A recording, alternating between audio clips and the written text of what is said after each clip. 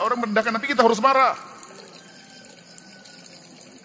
Dan marahnya sesungguhnya bukan marah buat-buat. Kita perlu itu loh, marah. Ghadab lillah itu karena sesungguhnya merendahkan Nabi, lihat. Nah, ini kemudian apa? Ya, dengan bermacam cara. Kalau gitu anak kita jewer, kalau santri kita hukum dan sebagainya, itu harus. Artinya pertama di hati kita dulu lah. Kita perlu jujur dengan ini bulan Maulid, bulan baginda Nabi. Kita perlu jujur hati kita dengan Rasulullah. Kita bukan action. Kita bukan pengen dilihat orang sebagai pecinta Nabi, tapi kita ingin dilihat Allah dan Rasulnya. Apa yang Anda lakukan untuk Rasulullah? Harta Anda untuk apa? Untuk Rasulullah atau bukan? Jangan hanya kita pandai berteriak membela Nabi, tapi hati kita tidak dengan Nabi. Yang sudah kemudian di sisi lain, kita tidak boleh berprasangka buruk kepada orang yang menyuarakan pembelaan kepada Nabi. Hati-hati. Kadang-kadang mengatakan, kita koreksi semuanya. Kalau ada orang menyuarakan, kalau dia ingin membela Nabi, alhamdulillah. Membela Nabi, kita perlu membela Nabi. Nabi memang tidak perlu dibela, tapi kita membela Nabi karena itu adalah buah daripada cinta di dalam hati kita. Jangan ada lagi yang berkata, Nabi nggak perlu dibela, yang bela Allah. Jangan ngomong itu. Nabi, kita membela Nabi itu karena cinta di hati kita. Itu sudah normal hal yang semacam itu, wajar sekali. Dan justru tidak wajar mengaku cinta tidak bela.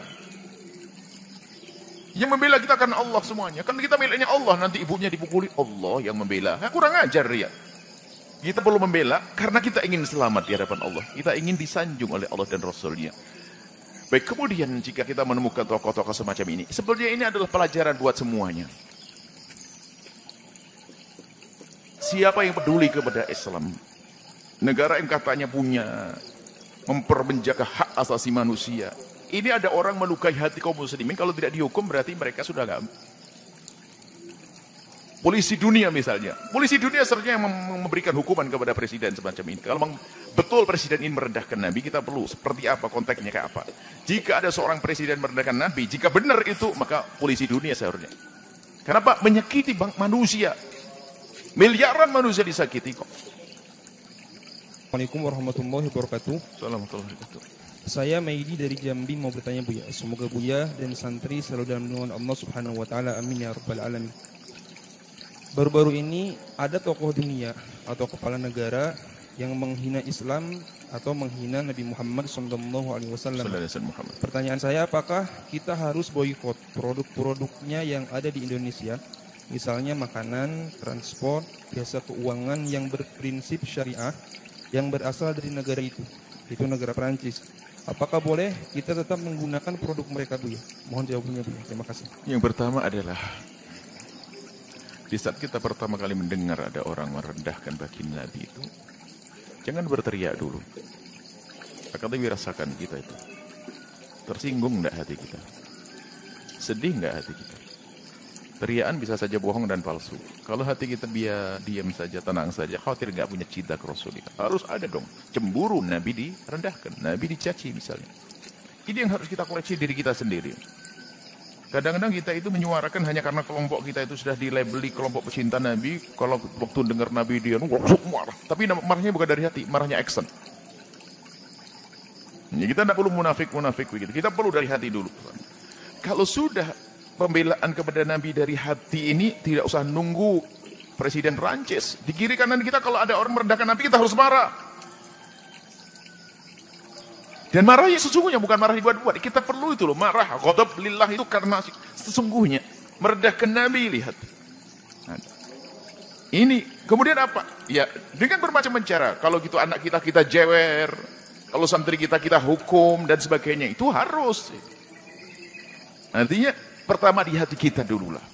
Kita perlu jujur dengan ini bulan Maulid, bulan baginda Nabi. Kita perlu jujur hati kita dengan Rasulullah. Kita bukan action. Kita bukan pengen dilihat orang sebagai pecinta Nabi, tapi kita ingin dilihat Allah dan Rasulnya. Apa yang Anda lakukan untuk Rasulullah? Harta Anda untuk apa? Untuk Rasulullah atau bukan? Jangan hanya kita pandai berteriak membela Nabi, tapi hati kita tidak dengan Nabi. Yang sudah kemudian di sisi lain, kita tidak boleh berprasangka buruk kepada orang yang menyuarakan pembelaan kepada Nabi. Hati-hati. Kadang-kadang mengatakan, kita koreksi semuanya. Kalau ada orang menyuarakan, kalau dia ingin membela Nabi, alhamdulillah.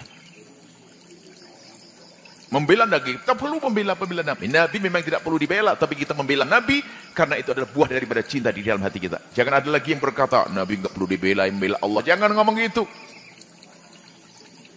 Nabi, kita membela Nabi itu karena cinta di hati kita. Itu sudah normal hal yang semacam itu, wajar sekali. Dan justru tidak wajar mengaku cinta tidak bela. Yang membela kita akan Allah semuanya. Kan kita miliknya Allah, nanti ibunya dipukuli, Allah yang membela. Nah, kurang ajar dia. Kita perlu membela karena kita ingin selamat di hadapan Allah. Kita ingin disanjung oleh Allah dan Rasulnya. Baik, kemudian jika kita menemukan tokoh-tokoh semacam ini, sebenarnya ini adalah pelajaran buat semuanya.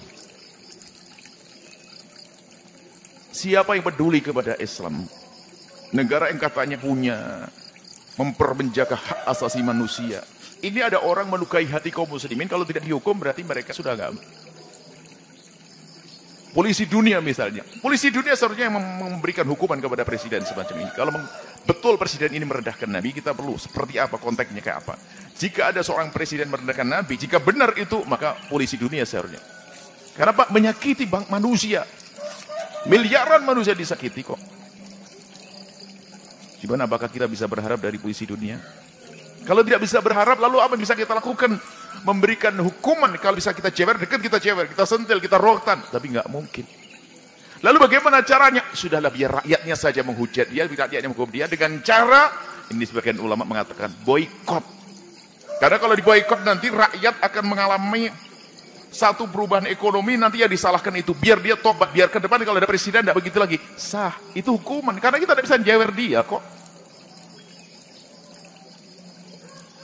Kalau seandainya ada cara menghukum selain nggak usah diboikot, karena memang diboikot kan urusannya ada dengan rakyat yang tidak bersalah, bahkan produk Islam dan sebagainya. Bagaimana dengan ini semua? Tujuannya bukan itu, tujuannya agar rakyat ini bisa memberikan hukuman moral kepada pemimpinnya yang salah. Setelah itu biar tobat dia, paling enggak minta maaf. Nah, kita nggak punya jalan kok, ya jalannya yaitu, maka boikot itu sah.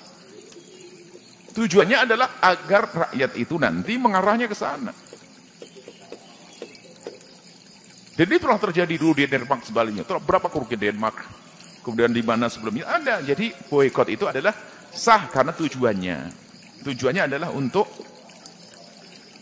memberikan hukuman kepada presiden tersebut. Yang menghukum adalah rakyatnya. Rakyatnya kan terjadi ekonominya berubah dan sebagainya gara-gara ini, seperti itu. Dan seharusnya memang tidak boleh terjadi yang demikian itu. Akan tapi subhanallah, begitulah. Islam kurang cemburu di dalam diri kita. Kita kurang cinta kepada Nabi SAW. Masalah pemboikotan dan sebagainya, lakukan selagi itu adalah bermanfaat dan memang ada pengaruh. Oh, ada pengaruh. Dulu pernah waktu diboikot, kerugian negara tersebut besar. Sebelumnya adalah sudah Denmark, sebelumnya mana lagi? Itu adalah kerugian besar dalam hal ini. Produk-produknya orang yang musuh Islam hendaknya harus kita boikot. Lalu bagaimana di sana kan ada kaum muslimin, mereka kena imbasnya. Sudah difirmankan oleh Allah ya.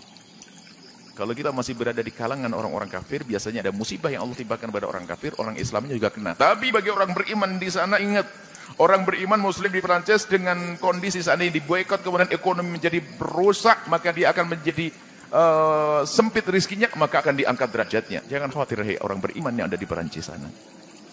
Musibah yang Allah timpakan kepada satu kaum karena maksiat, karena dosanya satu kaum, orang beriman yang baik pun akan kena di situ. Cuman bedanya, kalau orang beriman akan diangkat derajatnya oleh Allah. Seperti itu. Jadi kalau seperti itu adalah sah-sah saja jika pertama benar bahasanya terjadi penghinaan siapapun. Makanya ini kan yang kami sampaikan dia hanya berlaku pada presiden Perancis, siapapun. Kalau terjadi penghinaan hendaknya diberi hukuman. Hukuman kalau dekat dicewer langsung ditegur dekat. Kalau satu bangsa mungkin segera didatangi suruh minta maaf kemudian dihukum. Kalau di Indonesia, karena di luar Indonesia kita tidak punya, ya barangnya jangan masuk, kita diboikot. Itu sah-sah saja. Kalau ada cara yang lain, mungkin ada ide cemerlang apa sih menjadikan dia tobat dan menjadi pelajaran buat yang lainnya agar tidak melakukan yang serupa. Ayo kita lakukan. Tujuannya itu sebetulnya. Semoga Allah menambahkan kecintaan kita kepada baginda Nabi SAW. Dan semoga Allah SWT memberikan hidayah kepada siapapun yang saat ini punya kebencian kepada baginda Nabi. Allah berikan petunjuk hidayah sehingga menjadi perindu dan pecinta Nabi. Dari dulu sudah ada Sayyidina Umar membenci Nabi menjadi pecinta, Sayyidina Khalid membenci Nabi menjadi pecinta. Akan tapi selagi mereka belum ikrar tobat dan kembali kepada jalan yang benar, maka mereka harus berurusan di dunia, harus direndahkan dulu, dihukum, sebelum nanti di akhirat dihukum oleh Allah Subhanahu wa taala. Wallahu a'lam bishawab.